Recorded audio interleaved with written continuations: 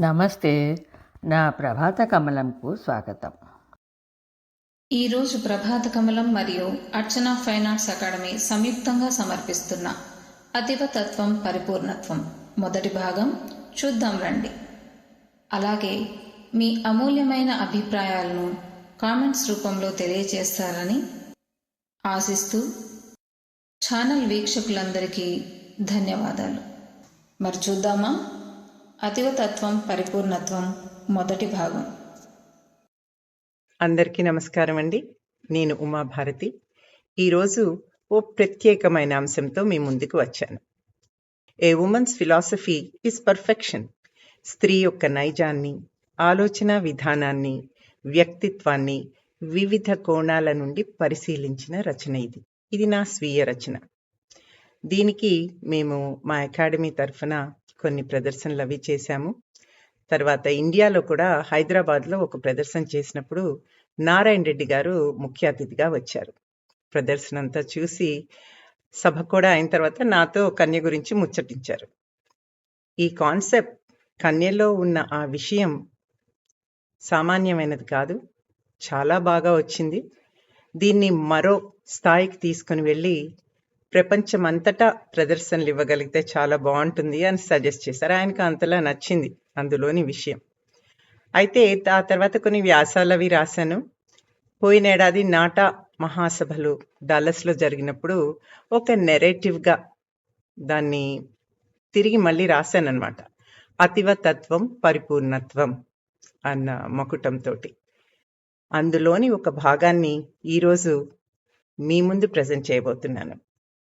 స్త్రీ యొక్క సృష్టి ఆషామాషి విషయం కాదన్నాడా బ్రహ్మదేవుడు అన్నది ఒక ప్రశ్న.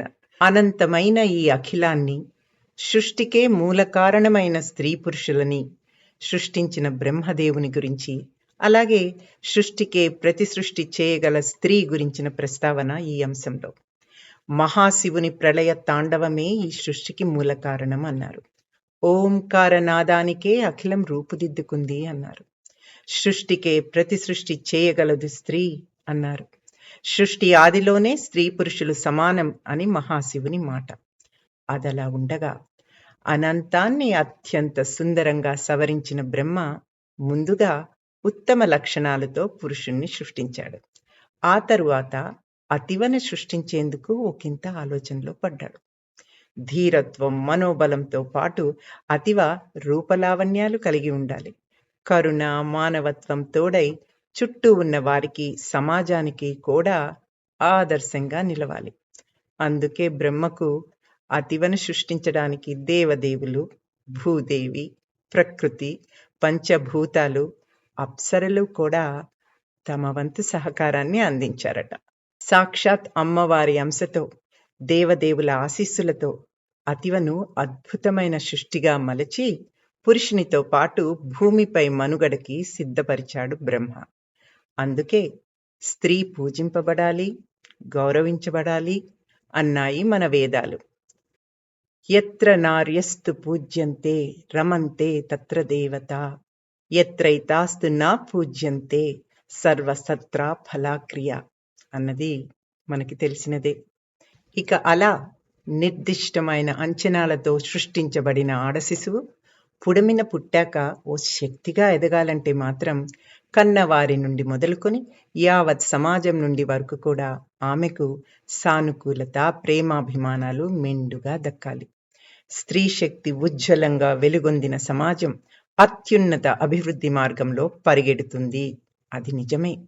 కానైతే పుట్టిన ప్రతి ఆడశిశువు అపురూప బాల్యాన్ని, అమ్మానాన్నల ప్రేమలని పొందలేకపోవచ్చు. అలాంటి పరిస్థితుల్లో సహజంగా పోరుబాట పడుతుందే తప్ప వెనుకంజ వేయదు వనిత. నేనెవరిని అని ప్రశ్నిస్తుంది. నేనేమన్నా పువ్వునా రాలిపోవడానికి? నేనేమన్నా పక్షినా ఎగిరిపోవడానికి? నేనేమన్నా రాయినా విసిరివేయబడ్డానికి? నేను మనసున్న మగువను, మనోబలం ఉన్న వనితను. పట్టిన చేయి విడువను, నమ్మిన సిద్ధాంతం నుండి తొలగను. కష్టంగా ఉందని వెనుతిరగను, ఇష్టం పోయింది అని వదిలేయను. ఇక ఈదలేను అనను, నా వల్ల అవుతుంది అని ముందుకు సాగుతాను. చూద్దాం, చేద్దాం, సాధిద్దాం అనుకుంటాను. మగనితో బాధ్యతలను పంచుకోగలను, బిడ్డలకి బతుకు పాఠాలు నేర్పగలను, సమాజ శ్రేయస్సు ఆదర్శంగా, జాతి ఉన్నతే ఆశయంగా ముందుకు సాగుతాను. నేను ధీరను అని గొంతెత్తి చాటుతుందామె. అతివలోని అపురూప లక్షణాలని పేర్కొన్నారు ఈ క్రింది కవితలో రామాయణం ప్రసాదరావు గారు. ఉవిద వివిధ రూపాల కుముద, వైవిధ్య అవతారాల ఉగ్మలి, పుట్టుకతోనే పరిమళిస్తుందామె బుద్ధి, ఎలనాగకి సహనం తోబుట్టువేమో, ఓరిమి సహజాతయేమో, ఎన్ని కష్టాలు నిష్ఠూరాలు ఎదురైనా అడ్డు పెట్టుకుంటుంది తన సహనాన్ని, మనసు లేని మనువుని, ఇష్టం లేని కలయికని హిచ్చగించదామె. అష్టోత్తర శతనామాలు ఆమెవి, చెల్లి, అక్క, సతి, అమ్మ, కోడలు, అత్త, అవ్వ, అన్నింటా ఆమె నిర్వహణ కూడా అనితరం. క్లుప్తంగా చెప్పాలంటే ఇదే స్త్రీత్వం. మరి ఇటువంటి అతివ జీవితం ఎలా సాగాలి, ఎలా సాగుతుంది అంటే అన్ని ఋతువుల ఆమనిలా సాగుతుంది ఆమె జీవితం. పసితనంలో బుడిబుడి అడుగుల బుజ్జాయికి, చిరునవ్వులులికే పాపాయికి అమ్మ తినిపించే గోరుముద్దలు, నాన్న కురిపించే ముద్దు మురిపాలు, 16 ప్రాయాన మోముపై అల్లలాడు ముంగురులతో, పెదవులపై తరగని సిరి నగవులతో, జవరాల యువరాణి నట్టింట నడయాడే అందాల పూబోణి. ఇక ఆ పైన నయగారాల నవ వధువు అవుతుంది, అత్తింట అడుగుడి మేటి కోడలవుతుంది, భర్త ప్రేమలు, అత్తారి ఆప్యాయతలతో అతివ జీవనం ఆనందాల వెల్లువై విరసిల్లుతుంది. కాలగమనంలో పెద్దరికం, వృద్ధాప్యం తప్పని అధ్యాయాలు, ఎదుగుతున్న పిల్లలు, అందుతున్న గౌరవాలు, బరువు బాధ్యతలు అధికమైన అమ్మదనంలో కమ్మదనం చవిచూస్తుందామె. మేను అదిరినా, చూపు చెదరినా సాయం పట్టి ఆదరించే పరివారం, అడుగెయ్యని చేయూతనిచ్చే భర్త, పెద్దరికము హుందాగానే సాగిపోతుంది ఆమెకు. అన్ని ఋతువుల ఆమనిలా అతివ జీవనం నిత్యం వసంతం. పరిపూర్ణమూర్తి స్త్రీ. స్త్రీ తన గురించి తాను ఏమంటుందంటే, నేను స్త్రీమూర్తిని, నేను ఆదిశక్తిని, నేను ఆదరించడంలో అమ్మని, ఆప్యాయతకు చెల్లిని, అవసరం వస్తే అక్కని, అన్యోన్య కాపురంలో ఆలిని, నేను స్త్రీమూర్తిని. మరోవైపు నేను అన్యాయాలకు బలైపోయేదాన్ని, ఆడుకునేందుకు ఆటబొమ్మని, బలాత్కరించబడే బాలికని, బలప్రయోగం చేస్తే అమ్ముడుపోయే అమ్మాయిని, నేను స్త్రీమూర్తిని. కానైతే నేను భావుకల కలని, కవుల కల్పవల్లిని, అందంలో అప్సరసని, వర్ణనల్లో ప్రేయసిని, అపురూపంగా అల్లుకునే ఓ లతని, కనక వర్షం కురిపించే లక్ష్మిని, నేను స్త్రీమూర్తిని. అయినా కాని కట్నాల కాష్టంలో రగులుతున్న కట్టెని, కన్నీళ్ల కుంపట్లో కాగుతున్న నీటిని, విసిగి వేసారి మూడైన వితంతువుని, అనుమానపు సెగల్లో తీసివేయబడ్డదాన్ని, నేను స్త్రీమూర్తిని. నిద్రావస్థలో ఉన్న నేనప్పుడు అబలని, నేడు నేను సబలని, అన్యాయం ఎదురైతే అంతు తేల్చుకునే అపరకాళిని, అక్రమాలు జరిగితే ఎదురు నిలిచి పోరాడే ఆదిశక్తిని, నేను స్త్రీమూర్తిని.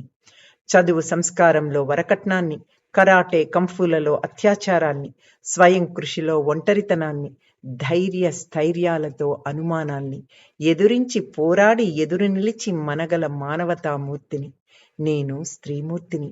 నేడు నేను పరిపూర్ణమూర్తిని. పరిపూర్ణమూర్తి కవిత రాసిన వారు సమ్మెట విజయ గారు. శ్రీకిరణ్ సాంస్కృతిక సమాఖ్య జాతీయ స్థాయి ఉత్తమ కవితా పురస్కారం అందుకున్న కవిత ఇది. మీకు మరో అద్భుతమైన కవిత వినిపిస్తాను. రాసిన వారు గాలి లలిత ప్రవళిక గారు. పచ్చ తిలకం. ఏ పువ్వుకు కాసిందో, ఏ సీమలో వెలిసిందో, ఆ బ్రహ్మ సృష్టికే ప్రతి సృష్టి చేసింది. అనంత కోటి జీవరాశులకు ప్రాణమై నిలిచింది. అద్భుతాలు సృష్టించింది, అమృతం కురిపించింది. మన్నుగుడిలో మహాతపస్సు చేసింది. చినుకు ఒడిలో సేద తీరింది, తడి కౌగిళ్లల్లో ఒదిగిపోయింది. రవికిరణ స్పర్శకు పులకించిపోయింది. పచ్చ పరువాలు విందులు నాకందించింది. ప్రకృతి రమణీయతకు సోపానమైంది. గాలి కెరటాలలో తేలిపోయింది. విశాల బాహువులతో విస్తరించింది. అమ్మకే జన్మనిచ్చింది. అదండి ఈరోజు అతివతత్వం పరిపూర్ణత్వంలోని మొదటి అంశం. మీకు నచ్చిందని ఆశిస్తాను. మీ అభిప్రాయం తెలియజేయమని కోరుకుంటున్నాను. మరోమారు అతి త్వరలో రెండవ అంశం, అతివతత్వం పరిపూర్ణత్వంలో రెండవ అంశం అన్నమాట, మీ ముందుకు వస్తాను. అప్పటి వరకు నమస్తే.